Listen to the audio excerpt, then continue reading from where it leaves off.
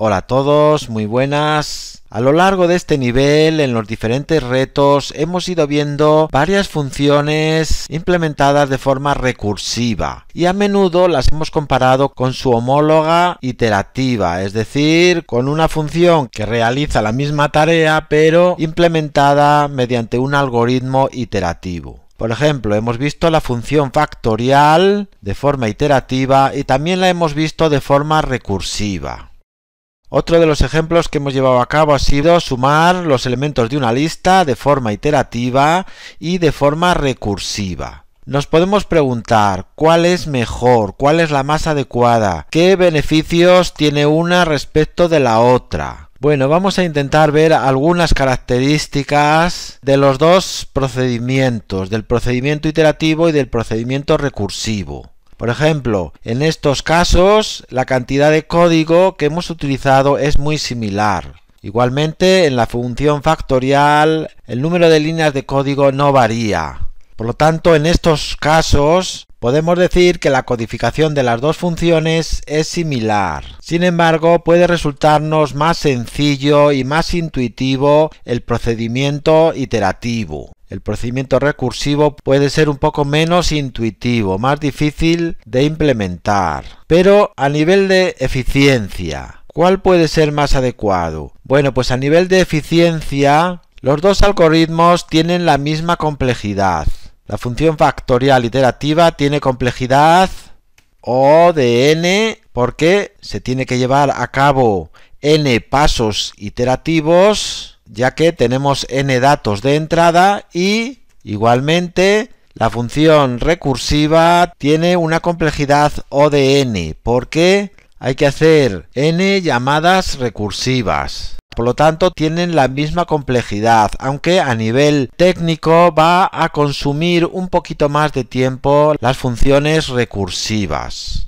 Por ejemplo, si importamos el módulo time t0 igual a time, llamamos a la función factorial iterativa a igual a función factorial iterativa, por ejemplo, para 500, t1 time, y luego print a t1 menos t0, y luego t2 va a ser igual a time, b va a ser igual a factorial recursiva para 500, t3 va a ser igual a time y print b t3 menos t2. Vamos a comprobar la cantidad de tiempo que tarda cada una de las funciones para el mismo número de datos de entrada. Le damos a ejecutar y ahí lo tenemos. En el primer caso 0, 0, es decir, un tiempo inapreciable. En el segundo caso vemos que el resultado es igual, termina de la misma forma, 0, 0. Por lo tanto, en cuanto a complejidad de tiempo son muy parecidas, aunque como decíamos, para una complejidad de n al cuadrado, es decir, cuadrática, los tiempos se disparan más para una función recursiva. Pero vamos a ver otra característica. Vamos a poner que en vez de para 500 vamos a hallar el factorial de 1000. Le damos a ejecutar y vemos que la función iterativa ha encontrado el resultado, mientras que nos ha dado un fallo en la función recursiva. Maximum recursion depth, es decir, se ha alcanzado la máxima profundidad de recursión. ¿Qué es lo que pasa? Que las funciones recursivas van guardando en memoria, en una pila, es decir, en una lista, pues se va guardando en memoria todas las llamadas recursivas que se llevan a cabo. Bueno, pues el lenguaje Python está implementado para que no se puedan superar las 1000 llamadas recursivas. Y en caso de que se superen, se genere una excepción. Esto es una implementación intencional que han hecho los diseñadores de Python, porque no se espera normalmente que una función recursiva lleve a cabo tantas llamadas a sí misma. Para esos casos existen otros procedimientos como el iterativo, por ejemplo. Pero en todo caso, si queremos implementar una función recursiva que sabemos que va a superar ese límite, lo podemos cambiar. Si importamos el módulo sys y llamamos a la función de este módulo getRecursionLimit, vemos que el límite de recursión está fijado en 1000, es decir, más de 1000 llamadas recursivas no se puede superar. Pero esto sí se puede cambiar. Si ponemos aquí setRecursionLimit, por ejemplo, en vez de a 1000 a 2000, pues ahora veríamos que sí nos deja ya profundizar hasta 2000 llamadas recursivas. Si esto lo ponemos aquí, import sys setRecursionLimit hasta 2000, vamos a ver que ahora no nos da un error. Le damos a ejecutar y ahí está. No nos da un error, el tiempo es lo mismo y podemos llevar a cabo el programa. Pero esto nos informa de una característica de las funciones recursivas.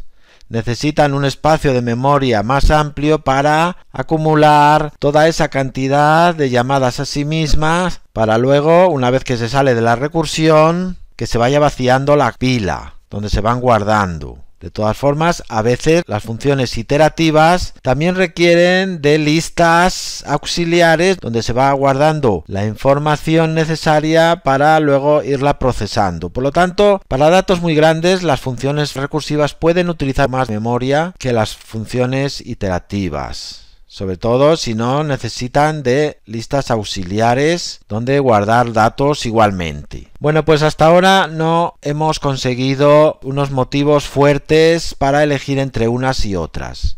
La cuestión a la hora de elegir entre una función iterativa o una recursiva va a centrarse más en la facilidad de encontrar la solución, en la facilidad de codificarse el algoritmo, en la intuición a la hora de resolver el problema. Hay tareas que de forma iterativa se van a resolver muy fácilmente, por ejemplo la función factorial o la función sumar los elementos de una lista pueden ser ejemplos de que con la función iterativa podemos resolverlo de forma más fácil, más intuitiva, pero va a haber problemas en los que de forma intuitiva la recursión se va a imponer, de que va a ser más fácil de implementar mediante una función recursiva. Ese va a ser, digamos, el motivo principal para usar las funciones recursivas. Por ejemplo, en algoritmos de búsqueda como el algoritmo Minimax. O por ejemplo, el algoritmo para resolver el juego de las torres de Hanoi. Estos son ejemplos típicos de algoritmos en los que su implementación se suele hacer de forma recursiva. Vamos a llevar a cabo un reto de definir una función, a ver si lo podemos resolver utilizando un procedimiento iterativo o recursivo. En el nivel 13 hicimos un ejercicio de aplanar una lista. Aquí tenemos una función aplanar lista, pero en aquel momento lo que hicimos fue simplemente tener una lista anidada que solo tenía un nivel, digamos, solo tenía listas anidadas en 2 dimensiones. Para este caso, esta función nos va a valer. Vamos a comprobarlo. Le damos a ejecutar y ahí lo tenemos. Se ha aplanado la lista en la que teníamos listas dentro de la lista principal. Pero ¿qué ocurriría si en vez de esa lista tuviésemos esta otra? Una lista que dentro de esa lista, por ejemplo, tenemos 2 listas y dentro de una lista tenemos otras 2 listas y dentro de esa lista tenemos otras 2 listas y dentro de esta lista, por ejemplo, tenemos otras 2 listas y dentro de esta lista tenemos otras 2 listas. Vamos a rellenarlo. 1, 2, por ejemplo, 3, 4... 5, 6, 7, 8, 9, 10, 11 y 12. Y nos piden que aplanemos esta lista anidada que tiene muchos más niveles. Muchas listas dentro de otras listas dentro de otras listas. Si le damos a ejecutar, vamos a ver qué ocurre.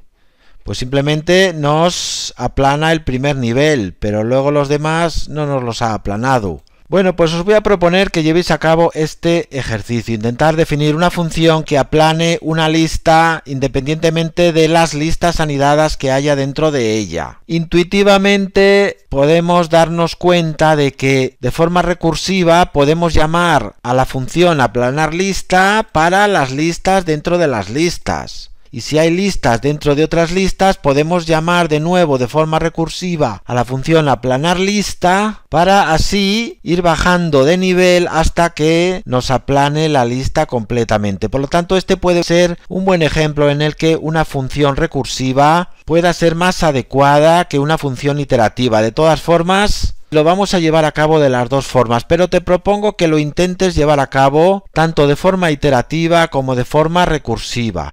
Lo resolveremos en el próximo vídeo. Un saludo a todos.